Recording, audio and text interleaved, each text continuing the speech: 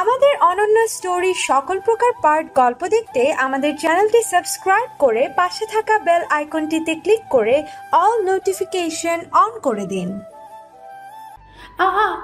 আমি আসতে চাইনি রাজ, জোর করে নিয়ে আসছে। ও বলছে আমাকে কিছু নোটস দিবে, তাই আসছি। কিন্তু জানতাম না রাজ আমার সাথে এমনটা করবে। আমি ওকে বিশ্বাস করেছিলাম। তিশা, আমি রাজকে আঘাত না করলে আজ অনেক বড় ক্ষতি করে ফেলতো। তোকে অনেক ধন্যবাদ তিশা, ঠিক মতো এসে আমাকে বাঁচিয়ে দিলি। সাদিয়া নিজেকে দুটো হাত দিয়ে ঢেকে রাখছে আর কান্না করে। এক এক করে সব মিথ্যা বলে যাচ্ছে। তিশা সাদিয়াকে আমার সামনে এসে দাঁড়ালো। আমার চোখের দিকে তিশা তাকিয়ে আছে, ওর চোখে জল গড়িয়ে পড়ছে। আমি কিছু বলতে যাব, তিশা তখনই আমাকে একটা থাপ্পড় মারলো আর বলল, লজ্জা করে না? বউ রেখে অন্য মেয়েকে নির্জন জায়গায় ডেকে এনেছি, এই আমাদের ভালোবাসার মূল্য তোর কাছে? এই প্রতিদান আমার ভালোবাসার? কি দোষ ছিল আমার? কিসের কমতি ছিল? আমি তোকে কখনো দূরে সরিয়ে দিতাম, আমার ভাবতেও ঘৃণা হচ্ছে তুই আমার স্বামী। তুই একটা খারাপ লোক। ভুল করেছিলাম আমি তোকে ভালোবেসে, তার চেয়ে বড় ভুল করেছিলাম তোকে বিয়ে করে। তিশা, আমি কিছু করিনি, আমাকে কেউ ফাঁসিয়েছে, বিশ্বাস করো। বিশ্বাস করবো? আবারও? নিজের চোখের সামনে এত কিছু দেখেও কেমন করে করব? বিশ্বাস আমার শেষ হয়ে গেছে। আমাকে একটাবার বিশ্বাস করো, আমার কথাটা একবার শোনো, আমি কিছু করিনি। বাহ বাহ, কি অভিনেতা! তাহলে এই ওড়নাটা এখানে আসলো কেমন করে? আমার কাছে পড়ে থাকা সাদিয়ার ওড়নার দিকে ইশারা করে বলল, তোর কপাল ফেটে রক্ত বের হলো কেমন করে? এই সব কিছু মিথ্যে। তিশা, আমি কিছু করিনি, কেন বুঝতে পারছো না? আমি আর বুঝতে চাই না, তোর এই মুখ আমি আর দেখতে চাই না। বলেই সাদিয়ার ওড়নাটা নিয়ে তিশা চলে গেল। একটু পর পুলিশ এসে আমাকে ধরে নিয়ে গেল। আমার আর বুঝতে বাকি রইল না, সব ছিল আবিরের সাজানো নাটক। আমাকে ফাঁসিয়ে দিল আবির, ঠিক আজ আমাকে তিশার থেকে সরিয়ে দিল। আমাকে শুধু চাচা ছাড়া আর কেউ বিশ্বাস করতে পারলো না। অনেক চেষ্টা করেও চাচা আমাকে বার করতে পারলো না, কারণ তিশা নিজে সাক্ষ্য দিল আমি সাদিয়ার ক্ষতি করতে চাইছি। আমার 6 মাসের জেল হয়ে গেল, বাকিটা আপনারা জানেনই। বলতে বলতে রাজের দু চোখ জুড়ে ঘুম নেমে আসলো। সকালে রাজ উঠে অফিসে চলে গেল। আজকাল রাজ তিশার সামনে কম যায়, তাই তিশাও আর বেশি রাগে না। রাজ একদিন অফিস থেকে ফিরে খুব অবাক হলো, তিশা আবিরের সাথে বসে হাসাহাসি করছে। আজ রাজের খুব রাগ হলো, কিন্তু চুপ করে থাকলো। একটু পর তিশা রুমে আসলো। তুমি আবিরের সাথে বসে হাসাহাসি করছিলে কেন? আমার ইচ্ছা হয়েছে তাই করছি, এর জন্য কারো কাছে আমি কৈফিয়ত দিতে পারবো না। তিশার কথাগুলো শুনে আজ আমার খুব রাগ হলো। কারো কাছে মানে? আমি তোমার বর, তাই আমি নিষেধ করছি, সো তুমি আবিরের সাথে কথা বলবা না, ব্যাস। তোকে আমি বর হিসাবে মানি না, আর কখনো মানবও না। তিশার কথা শুনে আজ আর নিজেকে কন্ট্রোল করতে পারলাম না, তাই ঠাস ঠাস করে দিলাম দুটো থাপ্পড়। তিশা কান্না করতে লাগলো আর বলল, ছোট লোকের বাচ্চা, আজই এই বাসা থেকে বের হবি, তোর জায়গা এখানে নেই। আর একবার ছোট লোকের বাচ্চা বললে খবর আছে। শয়তান মেয়ে, লজ্জা করে না নিজের বর রেখে অন্য ছেলের সাথে হাসাহাসি করতে? আমি কি এমন করছি সারাক্ষণ বকা দিয়ে যাস? এবার থেকে আমিও ছাড়বো না। ওই আবিরের সাথে তোকে দেখলে খবর আছে। আমার অনেক রাগ হয়েছিল, তাই একদমই সবগুলো কথা বলে ফেললাম। তখনও তিশা কান্না করছিল। আমি দরজার দিকে তাকিয়ে অবাক হলাম। চাচিমা দরজার সামনে দাঁড়িয়ে আছে। জানি না রাগের মাথায় কি বলে ফেললাম। চাচিমা এসে আমাকে থাপ্পড় মারলো। বেরিয়ে যা আমার বাসা থেকে, এ বাসায় তোর জায়গা নেই। অনেক জ্বালিয়েছিস, এবার দূর হ। আমার মেয়ের নামে বদনাম করিস তাই না? আবার আমার মেয়ের গায়ে হাত তুলেছিস। তোকে জেলে পচিয়ে মারার দরকার ছিল।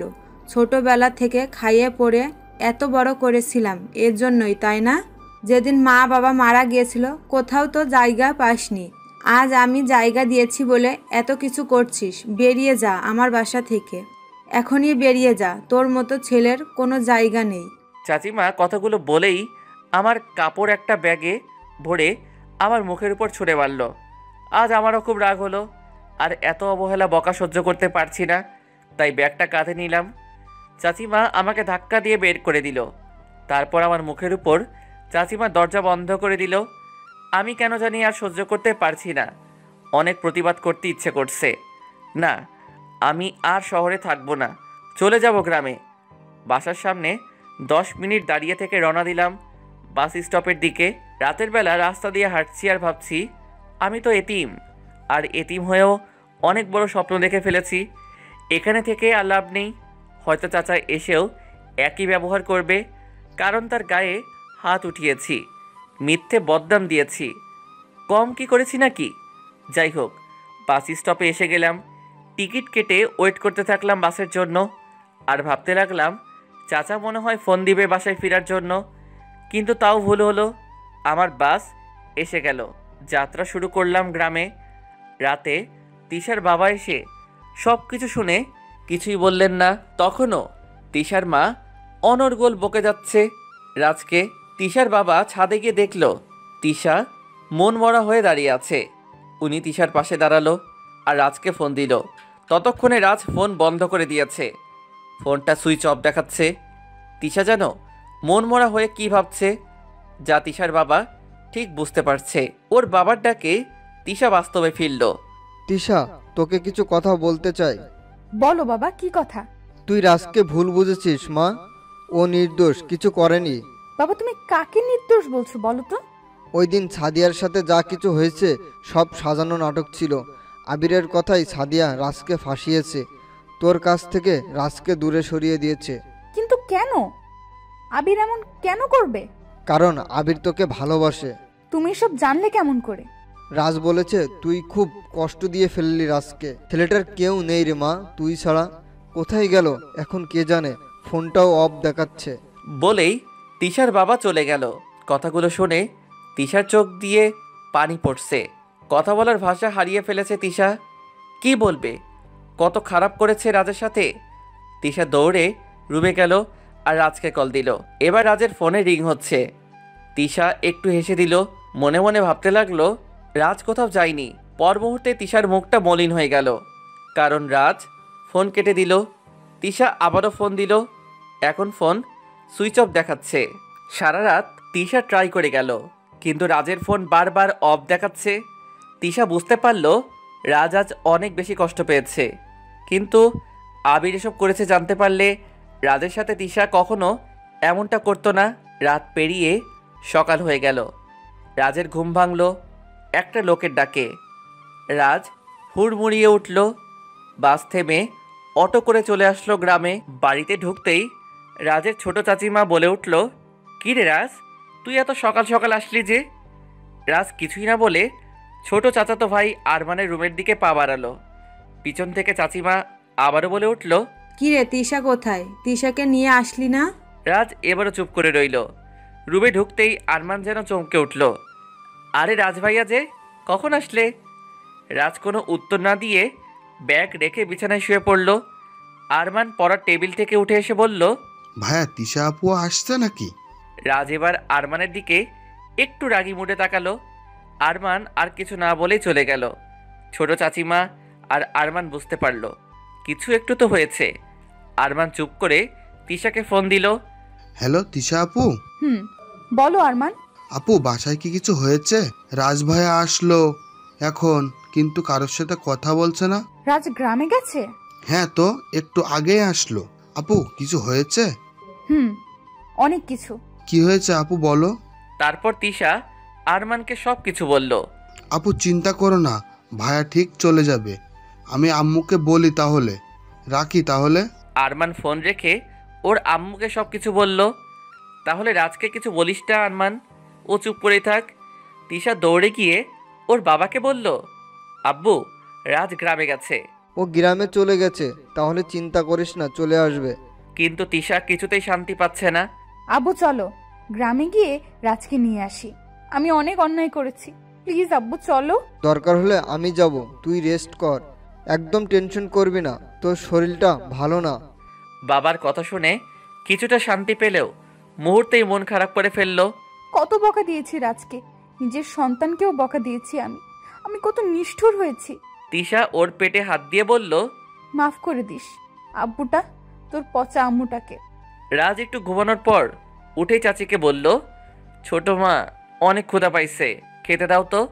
তুই রুমে গিয়ে বস, আমি নিয়ে আসছি। না ছোট মা, রান্না করেই বসে খাবো। এখানে বসে খাবি? তুই রুমে যা, আমি টেবিলে খাবার দিচ্ছি। এতিমের আবার টেবিলে খাবার? দাও তো। বলেই রাজ নিচে বসে পড়ল। ওর ছোট মা এতিম কথাটা শুনে এক দৃষ্টিতে রাজের দিকে তাকিয়ে আছে। তারপর বলল, তুই এতিম কে বলেছে রাজ? আমরা কি মারা গেছি? খেতে দাও তো। এতিমকে এতিম বলবে না তো কি বলবে? আর এতিম শুনতে খারাপ লাগে না, বরং ভালোই লাগে। শুনতে শুনতে এতিম শব্দটাই ভালো লাগে। রাজ খাবার খেয়ে বেরিয়ে গেল। গ্রামের ছোটোখাটো বাজারে গিয়ে ওর ছোটবেলার বন্ধু সজীবের সাথে দেখা করলো।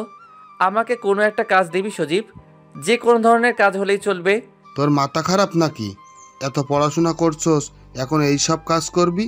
তোর করার মতো কাজ এখানে নাই। তুই যে কাজ করিস তাই করব আমি, প্লিজ না করিস না। আমি ট্রাক থেকে মাল নামাই, তুই পারবি নাকি? আমি পারবো, তুই আমাকে কাজটার ব্যবস্থা করে দে। আমি তোর কাছে এইটুকু চাইছি, এই এতিমকে একটু সাহায্য কর। রাজ, তোর মাথা ঠিক আছে তো? আর কি হচ্ছে বলতো? সব শুনলে কাজ দিবি তো? দিব, আগে বল। শোন তাহলে। তারপর রাজ সজীবকে সব কিছু বলল। সজীব কি বলবে বুঝতে পারছে না। রাজের জোড়াজড়িতে কাজে নিল। রাজ আজ প্রথম অনেক কষ্টের কাজ করছে। সজীব ওকে বারবার না করছে, কিন্তু রাজ আর কারো বোঝা হয়ে থাকতে চায় না। সারাদিন কাজ করে রাজ 500 টাকা পাইল। তা নিয়ে বাড়ির দিকে পা বাড়ালো। রাজের ছোট ভাই সারাদিন রাজকে খুঁজেছে। সন্ধ্যায় বাড়িতে ফিরলে তিনি খুব অবাক হলেন। রাজের গা ভর্তি ময়লা। রাজ, তোর এই অবস্থা কেন? সারাদিন কোথায় ছিলি তুই? আমি কাজে গিয়েছিলাম সজীবের সাথে। এই নাও টাকা। রাজ ওর ছোট মার হাতে টাকাগুলো গুজে দিয়ে গোসল করতে চলে গেল। গোসল করে এসে রাজ শুয়ে আছে।